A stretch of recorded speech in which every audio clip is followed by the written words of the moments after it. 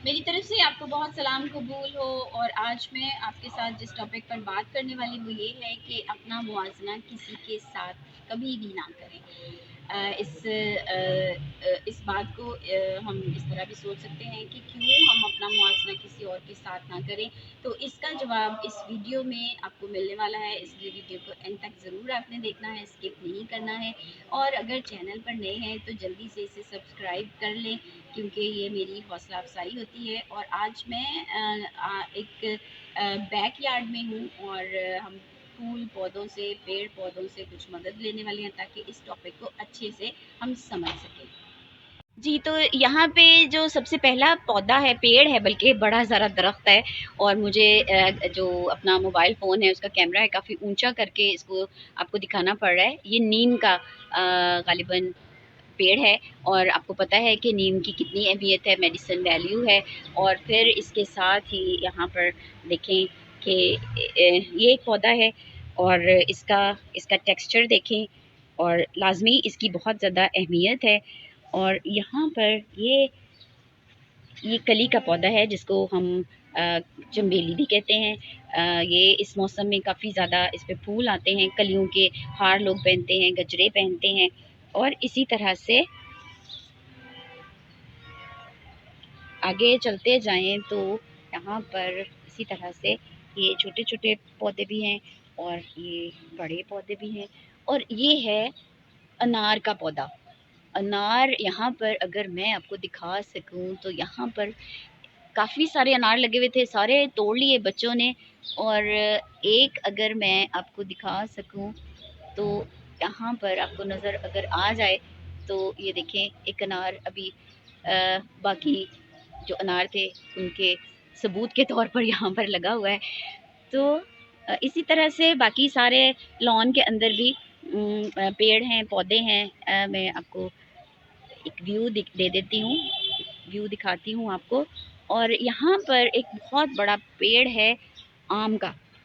आम का मौसम गुज़र रहा है, बल्कि गुज़र ही चुका है। कहीं कहीं इक्का दुक्का आम हमें शॉप्स पर नज़र आते हैं और हमने सब ने आम बहुत ज़्यादा इंजॉय भी किए। और ये एक पौधा है जिस पे बहुत खूबसूरत येलो कलर के फूल लगे हुए हैं। ये देखें, येलो कलर के फूल हैं। और इसी तरह से वहाँ पर कुछ खजूर के पौधे हैं। और फिर यहाँ पर ये मनी प्लांट है और ये एवरग्रीन पौधा है जो यहाँ पर लगाया हुआ है। नीचे कुछ पुदीना लगाया है, फिर एलोवेरा के पौधे हैं। और यहाँ पर कुछ शायद छोटा सा ये आम का या अमरूद का पेड़ लगाया हुआ है। तो अभी हम बात कर रहे थे कि किसी भी तरह से अपने आप को दूसरों के साथ कंपेयर ना करें। मैंने आपको आज पौधों की सैर कराई, लॉन की सैर कराई, इसीलिए कराई कि देखें हर एक जो पौधा है उसके पत्तों का टेक्सचर फ़र्क है, उसकी उसकी लुक फ़र्क है। और किसी पे फूल हैं तो किसी पे फल हैं, लेकिन अगर किसी पे फूल या फल नहीं भी हैं तो भी वो अपनी जगह पर अहम है। इसी तरह से कलाम मुक़द्दस में लिखा है, ये ज़बूर 139 उसकी 14वीं आयत में लिखा है, खुदावंद मैं तेरा शुक्र करूँगा क्योंकि मैं अजीब व गरीब तौर से बना हूँ। और बाइबल की इस आयत को अगर हम समझने की कोशिश करें तो अजीब व गरीब तौर का मतलब है वंडरफुली मेड, जिसको बहुत चाहत के साथ बनाया गया, जिसको बहुत ज़्यादा रीझ के साथ बनाया गया। पंजाबी में हम लफ्ज़ इस्तेमाल करते हैं ना कि ए बड़ा रीझा ना मैं बनाया। तो इसी तरह से खुदा ने हमको हैरान कुन तौर पे बनाया है। हम खुदा के हाथ की कारीगरी हैं। और हम में से हर एक, और आप जो इस वक्त चैनल पर हैं, आप बहुत खुदा के नज़दीक कीमती हैं, आप खुदा के नज़दीक अहम हैं।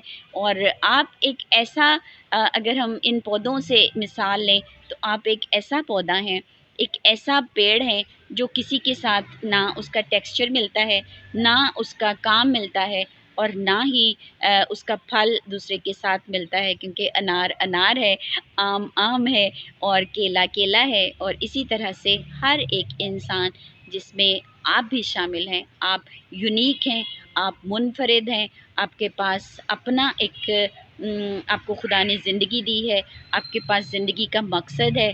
आपके पास उस मकसद में आगे बढ़ने के लिए खुदा ने आपको सलाहियतें दी हैं, आपको अलग से काबिलियतें दी हैं, आपके पास अलग से आपकी एक पहचान खुदा ने आपको अता की है। और इसीलिए मिल मिला के सारे जो हैं वो खुदा के नाम को जलाल देते हैं, उसमें आपका भी हिस्सा है।